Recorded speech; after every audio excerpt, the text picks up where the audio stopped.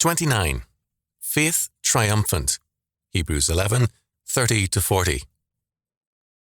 By faith the walls of Jericho fell down after they were compassed about 7 days.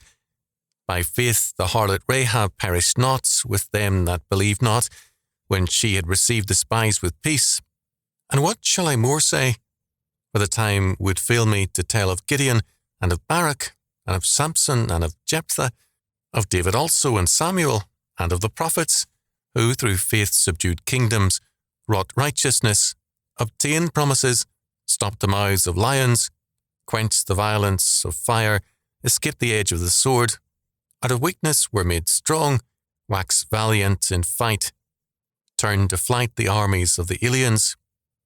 Women received their dead raised to life again, and others were tortured, not accepting deliverance that they might obtain a better resurrection. And others had trial of cruel mockings and scourgings, yea, moreover, of bonds and imprisonment. They were stoned, they were sawn asunder, were tempted, were slain with the sword. They wandered about in sheepskins and goatskins, being destitute, afflicted, tormented, of whom the world was not worthy. They wandered in deserts and in mountains and in dens and caves of the earth. And these all, having obtained a good report through faith, received not the promise. God, having provided some better thing for us, that they without us should not be made perfect. Hebrews 11:30-40.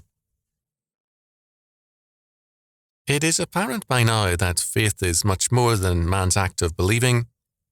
As James 2:19 makes clear, the devils in hell believe in God and tremble, but mere belief is nothing. That faith, which is God's gift, manifests trust. In the face of all adverse circumstances, its trust in God remains unshaken. It requires no physical assurances of God's care, but trusts wholly in His word. We have a bold statement in verse 30, quote, "By faith the walls of Jericho fell down after they were compassed about 7 days." End quote. It was God who brought down the walls of Jericho. The people had no idea what God would do, except that He had promised to bring down Jericho's walls, Joshua 6:1-5. They simply obeyed Him when He ordered the marches around the city. For this act of obedient faith, God, who destroyed Jericho, links it to the faith of the people. Next, Rahab is cited. Some commentators have tried to make an innkeeper of Rahab, but we are plainly told that she was a harlot who believed and was greatly rewarded for her faith. She became also an ancestress of Jesus Christ. Matthew 1:5. Hebrews then tells us that the men of faith are too many to cite. Some are mentioned in passing. From the era of the judges, we have Barak, Samson, Jephthah, and Samuel. After that, we have David and the prophets, verses 32 following. Kingdoms were subdued, justice was enforced, men gained promises, and the mouths of lions were stopped. The latter is a reference to Daniel 6:22. All kinds of amazing deliverance occurred. Quote, "The violence of fire," end quote, was quenched, Daniel 3:25. Men escaped death by the sword, the weak were made strong in battle, and invading armies were put to flight, verse 34. Women received their dead raised to life again, verse 35. This refers to an episode in the life of Elijah, through whom the son of the widow from Zarephath regained life, 1 Kings 17:22, and to Elisha's restoring the son of the Shunammite woman to life, 2 Kings 4:34. Lest we think that faith entitles us to supernatural deliverances, we are at once told that, quote, "Others were tortured, not accepting deliverance, that they might obtain a better resurrection," verse 35. Their deliverance was in the resurrection of the dead, not in a rescue. Then, in verses 36 and 37, we are told of some of the sufferings that saints of old have endured: stoning, quote, "sawn asunder," end quote, "killed by the sword," quote, "destitute, afflicted, tormented," end quote, as they wandered homelessly clad in animal skins for clothing.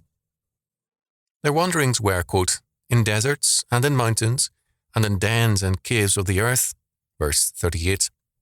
Our faith and our perseverance in faith is no entitlement to an earthly reward for us, however much it serves the kingdom. At the same time, Hebrews says of those suffering saints that, quote, the world was not worthy, end quote, of them. Verse 38.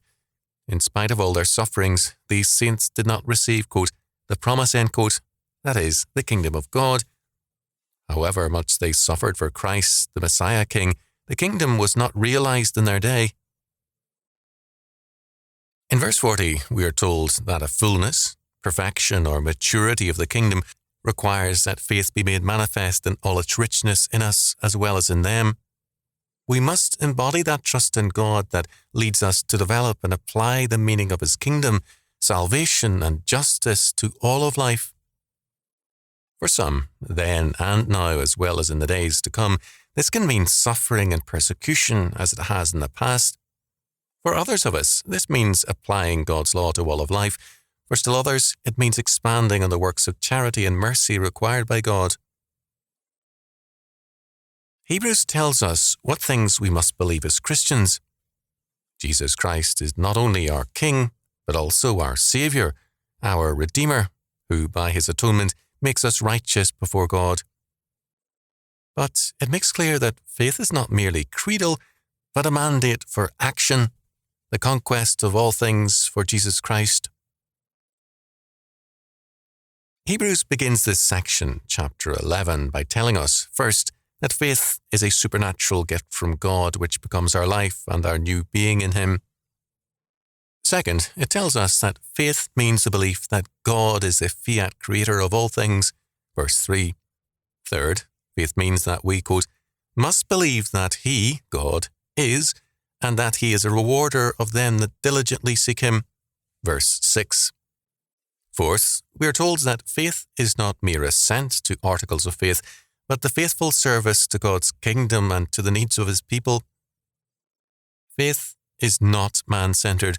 We cannot assess faith as a human asset, but rather as a calling from God to serve Him with all our heart, mind, and being, and to love our neighbour as ourselves. Faith replaces man as his own centre and focus to make God the centre.